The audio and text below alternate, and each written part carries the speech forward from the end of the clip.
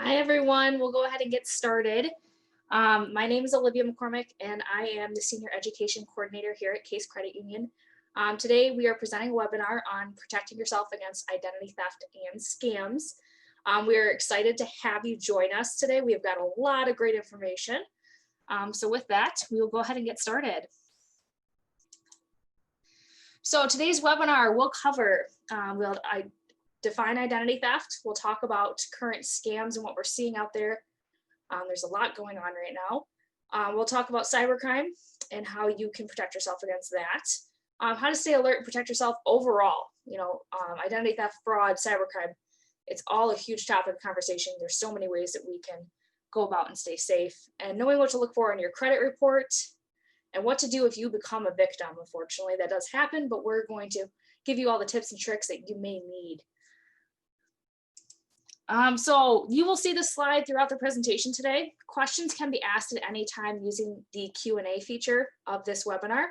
There'll be breaks where you'll see the slide throughout the webinar to ask questions, but you may ask them at any time. We'll take breaks and answer those questions as they come in. Please note that if you have a personal situation or question, please reach out to me personally. My email is on the screen there to discuss after the webinar. I am a certified financial counselor. If I'm not able to answer your question, I will get you to somebody on staff who can. So again, please feel free to email me. I want to talk quickly before we dive in about financial counseling that is offered here at Case Credit Union. It's a free service provided to both members and non-members, which is fantastic. We offer credit counseling as well as budget counseling, and you can utilize when needing assistance or to stay on track. As often as you need, we are here for you. Whether it's weekly, monthly, you just want to utilize one visit, however often, it's completely confidential. And the link on your screen on our website will take you directly to the page where you can fill out a form, or you can call our main line and schedule an appointment. So let's jump into what identity theft is. So identity theft is when someone obtains any kind of personal information about you, like your social security number, but it could also be your date of birth, your home address, anything that's personal that will identify you. And they will use it for personal gain, such as making a purchase or filing taxes. Tax fraud can be a really big situation to get yourself out of. So identity theft is a huge topic. So I want to quickly brush over identity theft under Michigan law. This requires the prosecutor to show beyond a reasonable doubt that the defendant intended to defraud by using or attempting to use the personal identity information of another person. It is a felony in the state of Michigan, has a penalty of up to 5 years and or $25,000, and can impose multiple sentences depending on the fraud or crime that was committed. So where in Michigan can they be charged? This is a very interesting piece of information that people learn every time that we do this. So you can be charged where the offense was committed, where the information was used to commit the violation, so if it's out of state, or where the victim resides. Number 3 is important because this was changed because so many people were becoming victims of identity theft and they were having to travel out of state for those cases. If somebody, let's say in New York, steals your identity or has any identity theft for you here in Michigan, you do not have to travel to New York for that case necessarily anymore.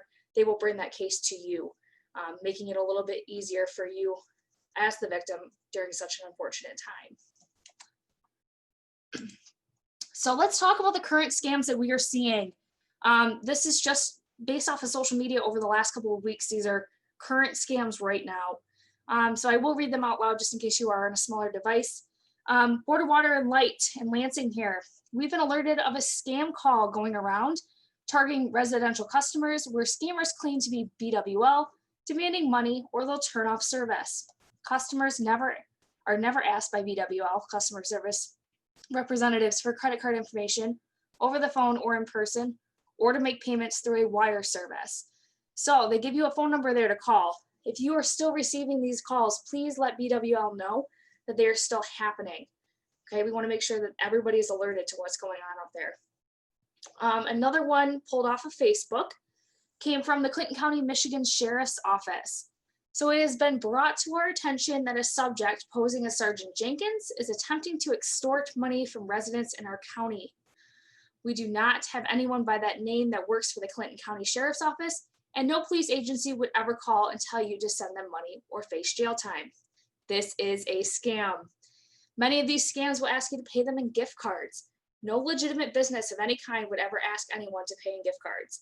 This is a sure sign of a scam, and if you have any questions about a phone call like this, please call our office directly. Okay, so these are things that you're seeing just on social media. Scams are going to be huge, especially with the holidays coming around. So if you see any of these and you are comfortable and you want to share them, go ahead and share them with your family and friends so that way they can be aware of what to look out for. Let's talk briefly about unemployment fraud. Unemployment fraud is unfortunately a very hot topic right now. We're seeing so many people get those letters in the mail that somebody has filed unemployment underneath their name, and we need to know what to do about it. So this was pulled off from Michigan.gov. So we want to protect ourselves about unemployment here. So identity theft is often discovered when an individual attempts to file an unemployment claim and one already exists for them.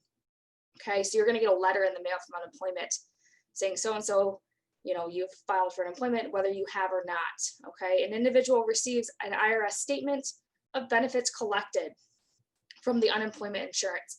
This means that things have gone on a little bit longer than what they should have, so you need to get on top of it right away. Or an individual is notified by their employer that a claim for benefits has been filed when the individual is still employed. So you're working right now, you get notified from HR saying, did you file for unemployment because we are paying you? And you say, no, I don't know what that is about. That probably means you are a victim of unemployment fraud, unfortunately. So this is a great resource here. So I will actually, we can share this. I will make sure that we share this during our next question section. I'll share the link in our chat section for you guys to utilize. But this is a great resource. And this is effective as of June 2020, so it is updated.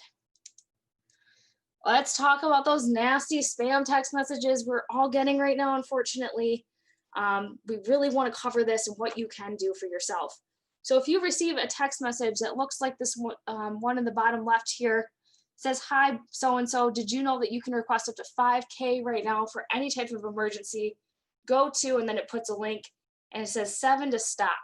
There's a bunch of red flags in this text messages. So the grammar is not correct, okay? Why would somebody just be randomly, that I don't know, be offering me $5,000 out of the blue? Okay, that is a gut feeling red flag. And you'll notice the URL, you have no clue where that's going to take you. So the biggest thing that we tell you about spam texts, do not interact or respond in any manner. Do not click any links. The moment that you click links, they can obtain a lot of information depending on what's on your phone, but your location is huge right now. And they can figure out exactly where you live. That's really scary. So you want to go through and block the phone number directly from the message. So on the screen, I've put steps on how to do that. If you have an iPhone, you'll go through and you'll see that number at the top. You're going to click the arrow. It's going to bring you to this screen that's going to have some information. You do not want to send your current location at all. You're going to click the next arrow. Be careful not to click that phone call button. It's very close together. And it's going to bring you to this final screen. And at the very bottom, you're scroll down and hit block this caller. Yes, this does get tedious to do it for every single text message that you receive, but it's important that you do so just so you're not having that same recurring number text you. So that brings us to the next slide of how to report those text messages. On your screen, you will see various entities of which you can report to. AT&T, Sprint and T-Mobile have now merged, but they have the same report line there, as well as Verizon. All you need to do is text the word spam, or to really text anything to 7726, no matter who you are with, and it will auto reply to you. Thank you for reporting spam. Please send us the phone number that you received the spam from. You do not have to send them a screenshot. They just need the phone number. They will block it, hopefully in their system. It will tell them what's going around right now. And they also give you the options to block them from your Verizon device. But if you've already done that in the text message, it is blocked as well. from calls and text messages in the future without you having to log into your account. So it makes things a little bit easier. So staying alert, everything we just talked about is really scary right now. So follow your local police or sheriff's office on social media. As we saw, that could be a huge resource. Visit the Attorney General's website to keep up to date on current scams in your area, and look for official letters for important information. It's really important that you know when you're going to receive a phone call versus a letter if somebody needs to talk to you about an urgent matter. Majority of the time, it's going to come through the mail, okay? So I want to show you guys really quickly the Attorney General's website right now. There are multiple resources. Just going and Googling.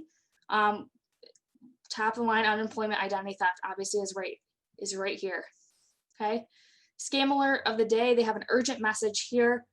Targeting college and other nonprofit donors to be aware of fraudulent emails and phone calls seeking personal information or suspicious donation requests. Okay, so we need to watch out for that. They're warning us that's what's coming in. We talked about the Michigan Consumer Protection Act, where you can file complaints with the Attorney General. They handle a lot of stuff here in Michigan. They also provide you with all of these great resources of how you can protect yourself, where you can go, all the scams that are out there. The Attorney General website is a huge resource for us here in Michigan. So make sure that if you feel that you might be a victim or you want to know what's going on out there, they even have the government scams on their website to look for, especially around the holidays. Right now, I did see a post earlier that somebody's coming out with the lottery tickets scams again. It is holiday season, so please make sure if somebody's offering you money out of the blue, it's probably not legit. So make sure you're staying alert to that. So we'll hop back on here. We will jump in really quickly about cybercrime. So cybercrime may threaten a person, company, or a nation's security and financial health. Cybercrime can be big, cybercrime can be small, it can be a personal, or it can be a business attack, okay? Regardless, cybercrime can be very, very dangerous. It's reaching an all-time high right now. It's really important that we understand what to look for. Stay Safe Online is a great resource. So staysafeonline.org. They have all the resources you're going to need about cybercrime there. So just highlighting stuff that they highlight on their website. Don't reveal any personal financial information in an email. Do not respond to email solicitations. Same thing as you would as a text message. It doesn't look right, don't respond. Be alert when receiving emails. If you're unsure whether an email request is legitimate, try to verify it by contacting the company directly without clicking any links that came in that email. Pay attention to the website's URL. Malicious websites may look identical to a legitimate site, but the URL may use a variation in spelling or different domains. So .com versus .net. We've also seen websites that look very, very legit, but if you go to the URL, it's missing even just one letter. So you want to make sure you're triple checking it, looking for those disclaimers on the website. There's little things that you should always keep aware of. Keep a clean machine. All software on internet connected devices, including PCs, smartphones, and tablets, are up to date to reduce risk of infection from malware. Security is huge. Make sure you're getting those security updates done. And then passwords. So update your passwords frequently and use at least 16 characters. You don't want it to be a common phrase that somebody may know about you. So if you're somebody who really likes dogs, don't say I love dogs 1 2 3. It's probably not the big, the nicest password for you, not the most secure. You want upper, lowercase, numbers, and special characters. It's going to be complicated, but once you learn how to type it, it makes it a little bit easier, but don't make it easy to guess, okay? Somebody knows something about you, it could be really easy to get any information. So before we jump into questions, let's talk about clues of how to spot a fake email. You always want to check the email address and be aware that even this can be spoofed. Now, sometimes if you highlight that email address, it will, and you right click, it will show you the actual address that it's going to be taking you to. So it could be incorrect. You want to talk about a subject line. Verify your account now. That urgency makes it seem like something is up. Scammers will make every attempt to make the email look legit. If in doubt, check with the organization directly. May contain spelling mistakes or poor grammar. Again, this thread here, the warning, verify immediately or your account will be suspended within 24 hours. if anybody is ever contacting you from a financial institution, it's probably not going to give you a 24-hour notice via email. There's other secure ways that we can get a hold of you that are going to be a lot more legitimate. Always check links in the emails before clicking on them. Again, you can right click or highlight and see where that URL is going to take you. Realbank1234.com is probably not where you want to go. Never download or open anything unless you're 100% sure they are from a safe source, especially if it's an exe file. Okay, you don't know what that's going to obtain, and you don't want to open it if you're not sure. That could download a lot of bad things on your computer very, very quickly. So we will break for questions. I know I just threw a lot at you, but I am here to answer whatever you may have to ask me using that Q&A feature. So we'll break for just a minute here and see if anybody has any questions. If you have any scams that you know about, go ahead and drop those there too. Make sure we're sharing everything with everybody.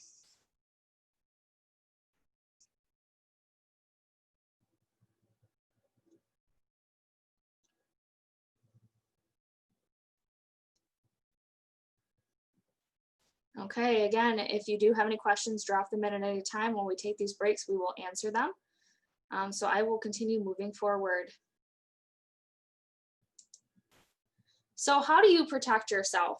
I just threw a lot out there of all the things that are going around right now. So if you do not recognize the number, do not answer the phone.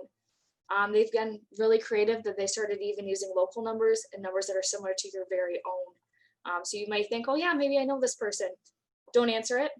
If they're going to need to talk to you, they're probably going to leave a message. Do not save your passwords when logging onto computers, especially if it is a public computer. Some computers these days automatically, as soon as you log into any website, pop up with a box that says, do you want to save this username and password? You can click yes, no, not now, or never. So I usually click never. I never want them to remember who logged in here. Limit information on social media. Almost everybody these days has a social media page, and just by going to somebody's profile that I may not know, I could probably tell a lot about them just by clicking on their profile. I get their first and last name. Often their location is shown. Sometimes even their date of birth is public. Their workplace is listed. If you're somebody who has more of a private job or needs to be more secured in their job, posting your job on social media might not be the best situation for you.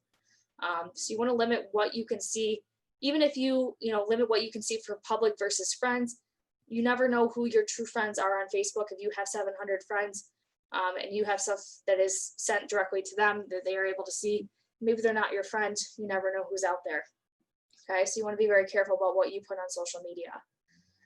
Credit card versus debit card. So this is a topic of conversation we like to discuss because everybody spends and uses their finances differently. So a fraudulent charge on a credit card. So today, let's say I get a charge today and my credit card is due on the 1st of the month. Okay. And I notice, I get an alert, this amount was charged on your credit card. Was this you? I go ahead and I say no. Well, my bill is not due till the 1st of the month. So I'm going to fill out my form and hope that they are going to find that charge fraudulent. So when my bill is due at the 1st of the month, I'm not going to be responsible for that charge. Okay. Now, where as a debit card, if it's not caught right away, it could automatically come out of your account just like cash would. So if you only have $200 in your account, you get charged a $50 fraudulent fee.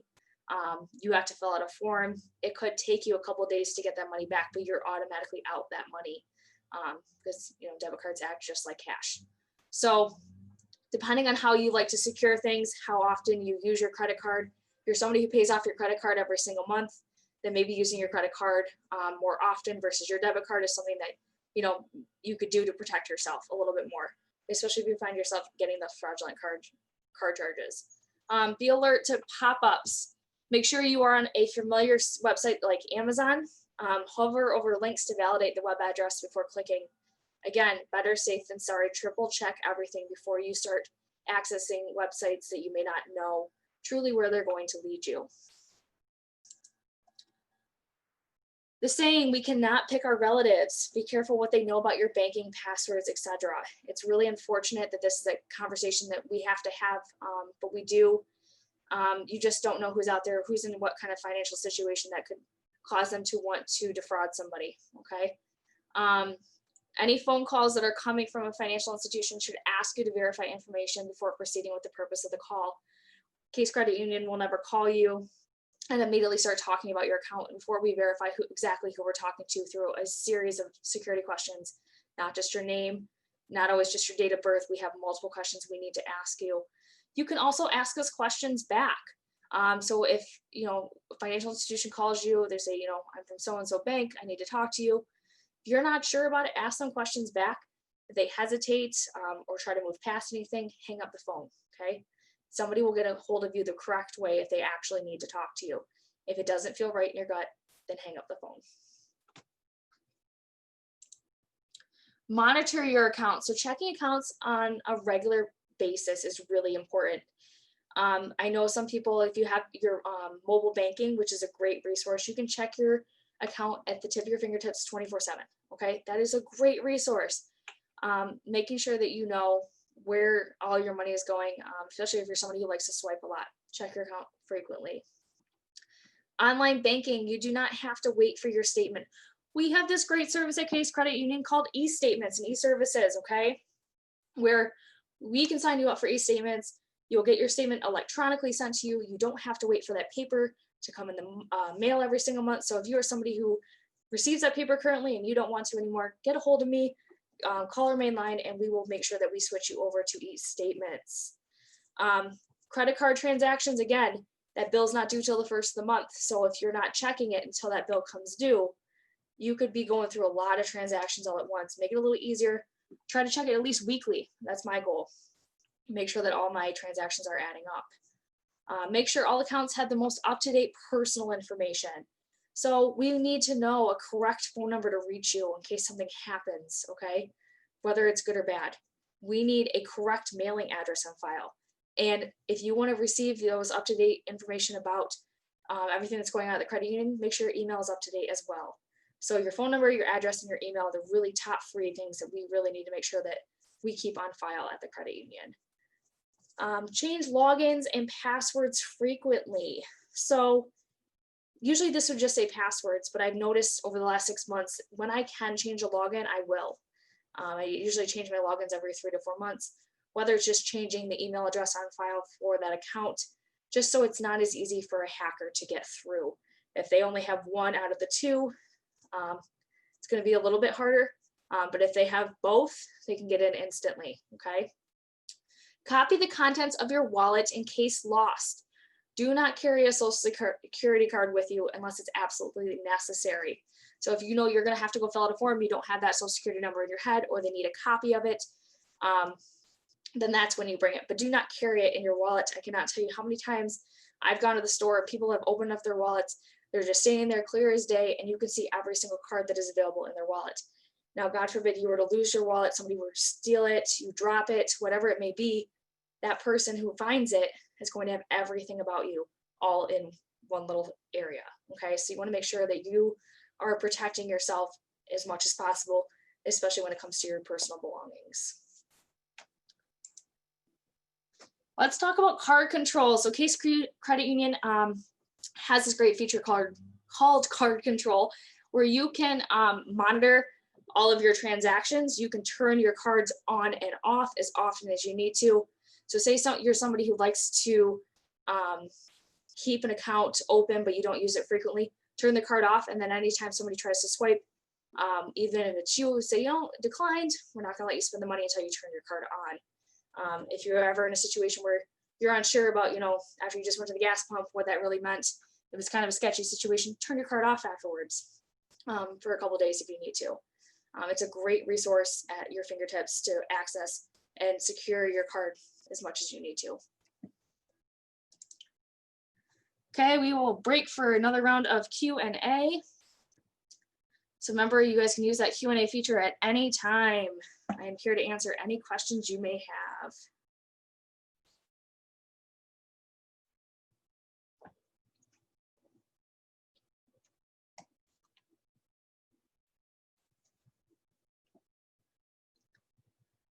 Oh.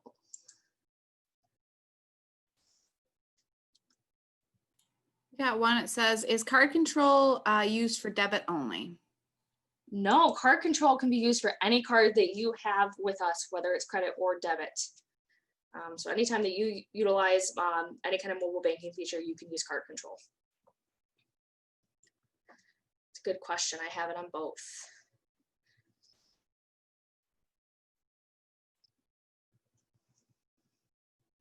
If you're unsure how to access card control, you can access it in your mobile app or through online banking and sign up for it that way. If you need specifics of how to walk through it, you can also send me an email and I can make sure that somebody reaches out to you how to do that.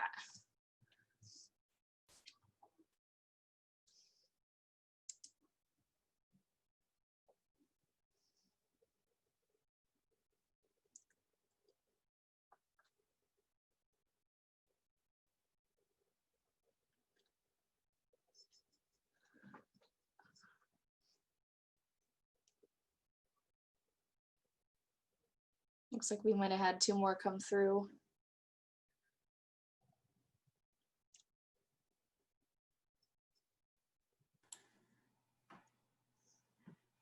It looks like we said,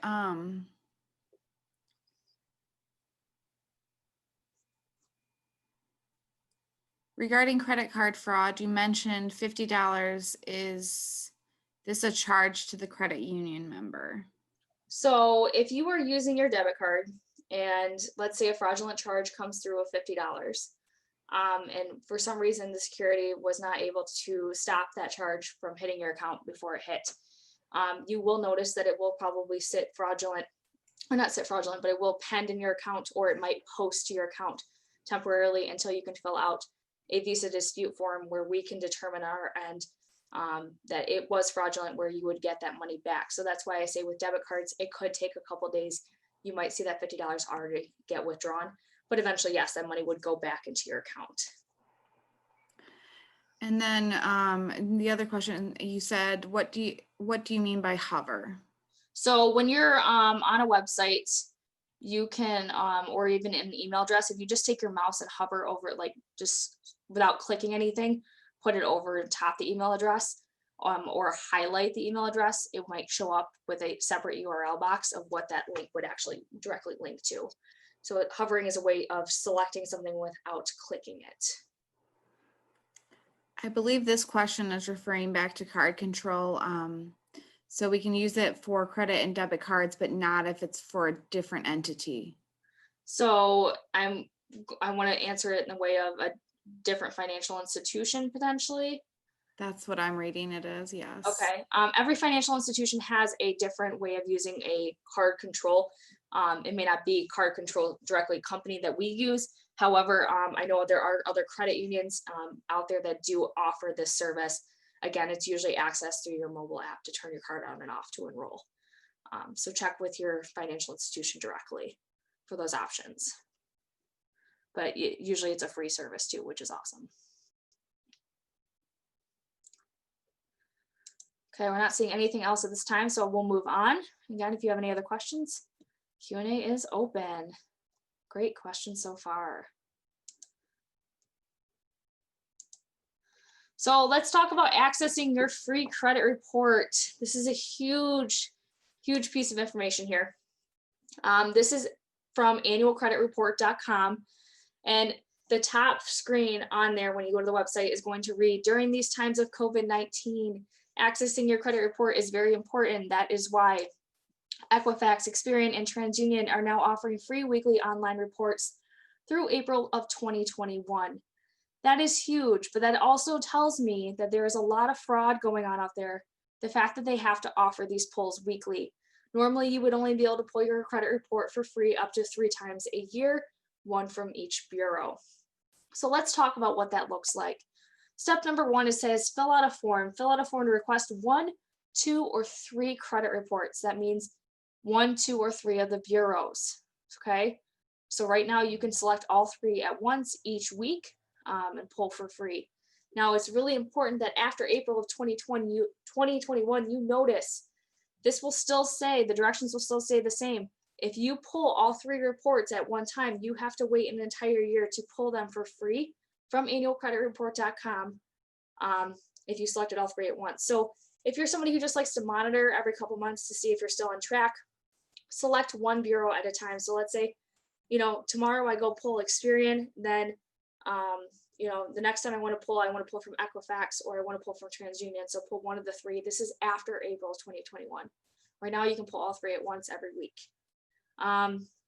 Request and review your reports online. Before you get your reports, you will answer a few questions. These questions are meant to be hard.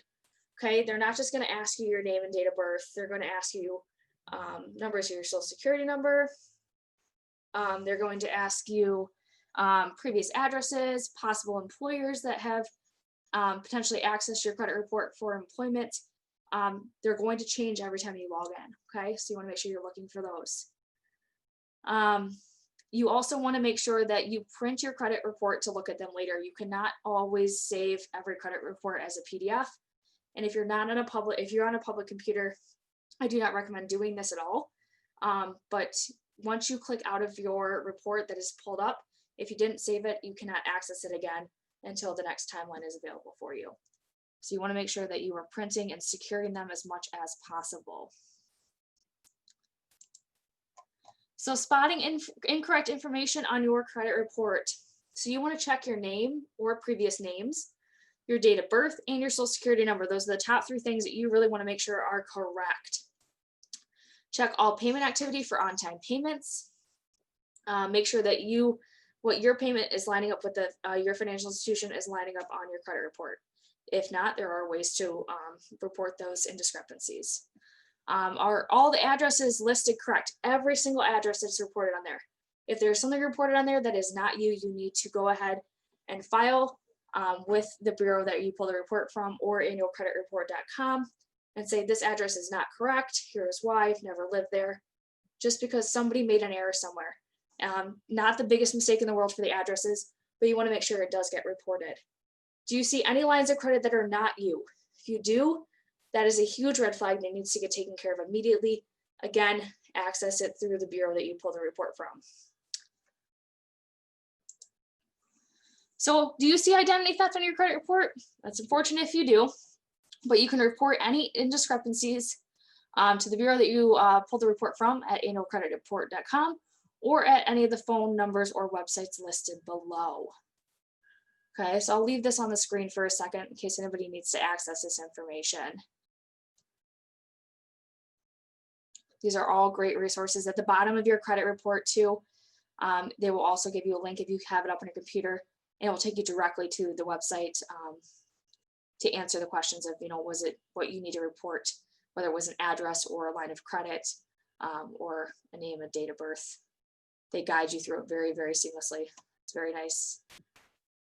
Super, I wouldn't say super easy, but it's convenient for such an inconvenient time. So definitely utilize these resources as much as possible.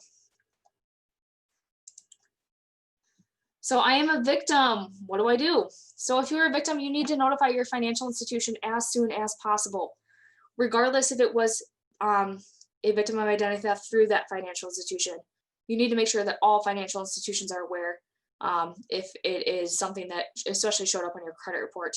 If it's something like a fraudulent charge on a credit card, you don't necessarily need to notify an institution that wasn't involved. But if you're somebody who's noticing identity theft on your credit report, then yes, all financial institutions need to know. You can notify the police agency where you live. This will help them mitigate everything that's going on, understand the fraudulent transactions that are out there. Put a fraud alert on your credit report and freeze your report if needed. It's not always necessary to freeze your report, but for example, if you're somebody who's come across unemployment fraud, I would definitely try to freeze my report right away. If you're somebody who doesn't need any new lines of credit coming up and you're noticing something is wonky on your credit report, go ahead and freeze it. You can pull that freeze at any time. Keep your records of your time off of work, time spent on the phone, and any mileage to go to the bank, and any cost of mailings. Why?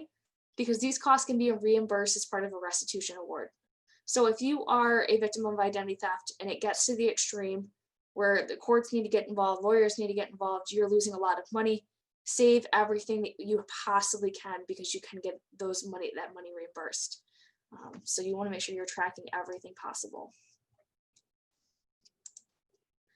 we want to share some local resources with you. So last year we partnered with the Michigan Credit Union Foundation as well as Capital Area Community Services to provide you some resources that are local here in Michigan, that whether you're a victim of identity theft, there's some numbers here for you to call. Maybe you have some check fraud. You definitely want to notify your financial institution and the local police. Shutoffs for electricity and heat. We have BWL consumers, or get connected and get help by calling 211 for those resources if you're somebody that might be struggling financially to pay those bills. Additional services, we have legal, telephone scams, elder abuse, Medicare, Medicaid assistance program, and the do not call registry at donotcall.gov. That doesn't always apply to those text messages, unfortunately, but it will help some of the spam calls. So I actually submitted my number at donotcall.com multiple times just to make sure that, every couple months it's still in the system. So better safe than sorry. Again, I'll leave this up for a minute in case there's anybody who needs some of these resources. We are also going to email you out this PowerPoint afterwards, so you will have a copy of this.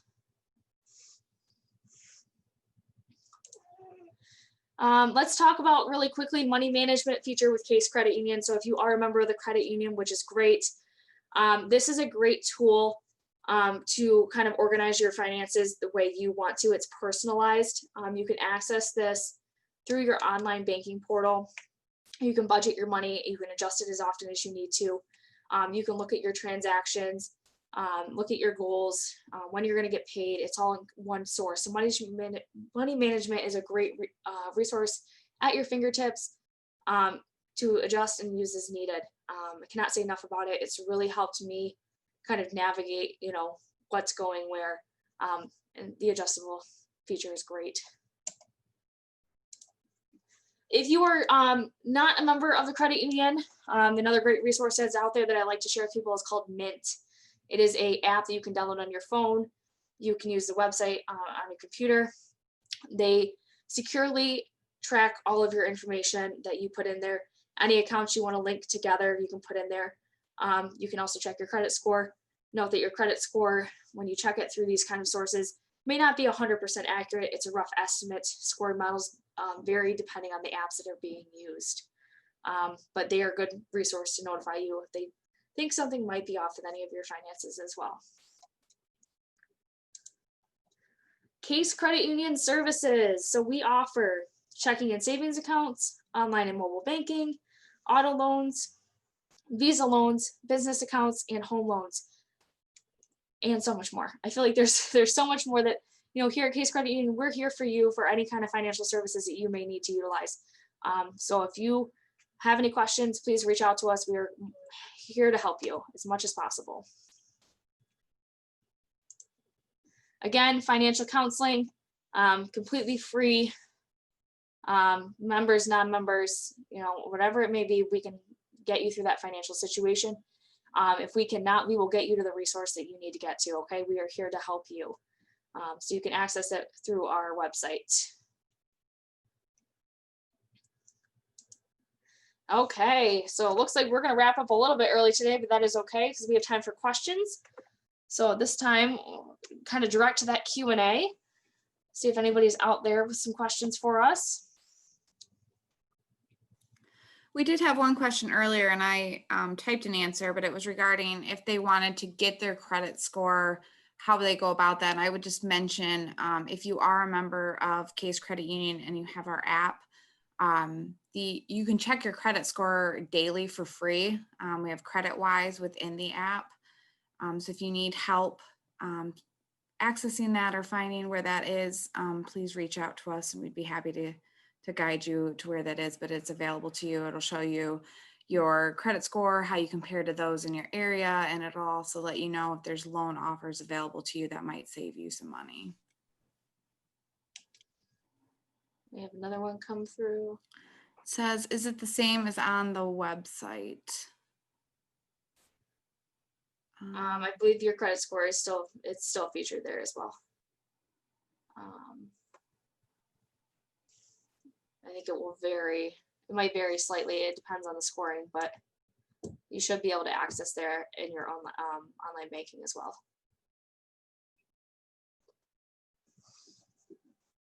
And again, if you guys need any kind of, navigational parts of where to access all of that, whether it's mobile or online, let us know. My number, my email is on the screen. And we can kind of direct you to where exactly you would access all that information, and what that means. So if you're having any questions about understanding what, your credit score means and what it entails, please reach out. We can help you with that. A question regarding foreign currency. We on our website, there is a section for that. We don't offer it directly through Case Credit Union, but we do have a secured partner that you can request it through our website. Yep. Okay, not seeing any other questions, so we'll go ahead and wrap up. Thank you guys for joining us today. We'll hope to see you next time.